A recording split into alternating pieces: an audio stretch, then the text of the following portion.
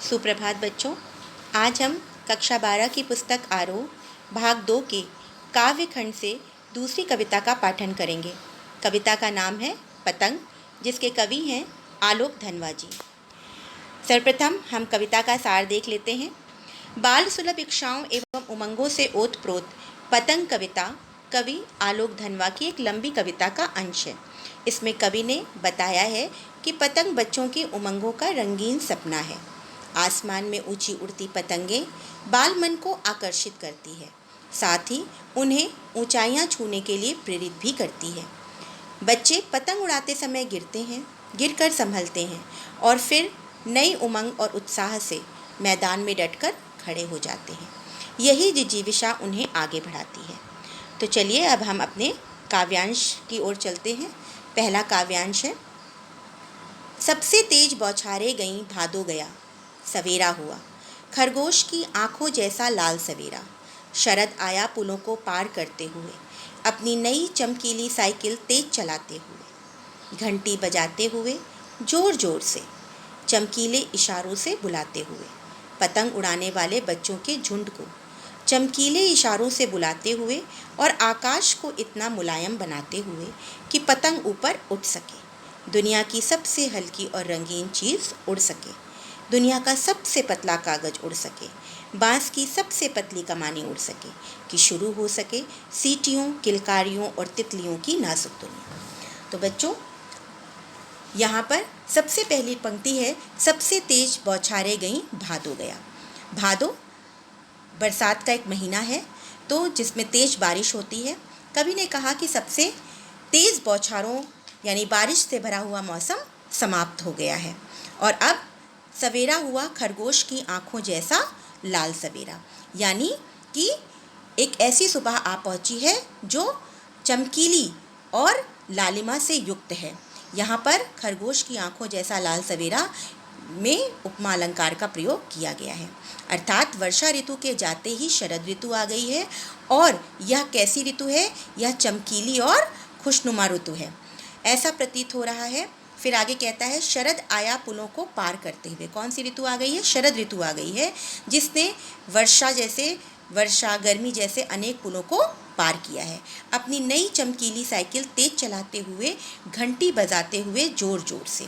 बरसात के दिनों में छाए रहने वाले बादल के कारण जो धूप थी वो बहुत ही नरम होती थी, तो अब वो धूप क्या हो गई है? चमकीली हो गई है। तो इस तरह से जो शरद ऋतु है वो चमकीली रोशनी के साथ अब यहाँ पर हमें बच्चों को आकर्षित कर रही है।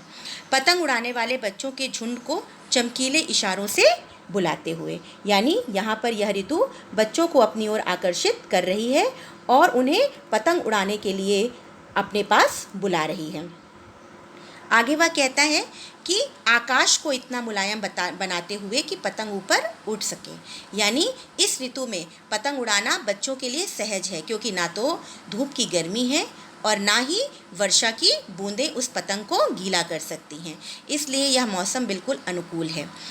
उसने पतंग की विशेषता बताई है कि ऐसी पतंग ऊपर उठ सके जो दुनिया की सबसे हल्की और रंगीन चीज़ है, जो दुनिया के सबसे पतले कागज से बनी हुई है, बांस की सबसे पतली कमानी है, यानी पतंग जो रंगीन कागज से बनी हुई है और सबसे पतली कमानी से निर्मित है, वह ऊपर उड़ सकने में सक्षम है इस ऋतु में, कि शुरू हो सके सीटियों, किलकारियों और तितलियों की नाजुक दुनिया। यानी कि पतंग के उड़ने से बच्चों की उमंग सीटियों और किलकारियों के रूप में सुनाई देती हैं, और तितलियां जिस प्रकार हल्की रंग बिरंगी होती हैं, वैसी ही रंग बिरंगी तितलियों के समान पतंगें आकाश में उड़ रही हैं। इस प्रकार कवि ने यहाँ पर बच्चों की आकांक्षाओं से निर्मित एक परिवेश के बारे में स्पष्ट करना चाहा है कि ऐसी ऋतु, जिस ऋतु में सारी चीज़ें प्रकृति अनुकूल है बच्चों के लिए। अब हम यहाँ का शिल्प सौंदर्य देख लेते हैं। भाषा सरल सहज खड़ी बोली है, गुण माधुर्य है, छंद मुक्त है। अलंकार, बच्चों यहाँ पर मानवीकरण अलंकार का प्रयोग किया गया है अधिक से। देखिए, सबसे पहले है बौछारें गईं भादो गया, तो भादो यानी कि बौछारें और भादो के जाने की बात करी गई है, इसलिए यहाँ पर इसका मानवीकरण है। फिर आगे है शरद आया पुनों को पार करते हुए। शरद ऋतु के बारे में यहाँ पर बताया गया है, जिसे उसने बताया है कि अनेक ऋतुओं के पुनों को वो पार करते हुए आया है, चमकीले इशारों से बुला रहा है। तो यहाँ पर शरद ऋतु का मानवीकरण भी किया गया है। फिर उपमा अलंकार का यहाँ प्रयोग है। देखिए, खरगोश की आँखों जैसा लाल सवेरा। यहाँ पर कवि ने उपमा अलंकार का सुंदर प्रयोग किया है। पुनरुक्ति प्रकाश अलंकार है, जोर जोर से। फिर यहाँ पर बिंब सौंदर्य भी है। बिंब सौंदर्य 3 प्रकार के बिंब होते हैं, दृश्य बिंब, श्रव्य बिंब और स्पर्श बिंब। तो दृश्य बिंब है खरगोश की आंखों जैसा लाल सवेरा, चमकीले इशारों से बुलाते हुए, चमकीली साइकिल तेज चलाते हुए।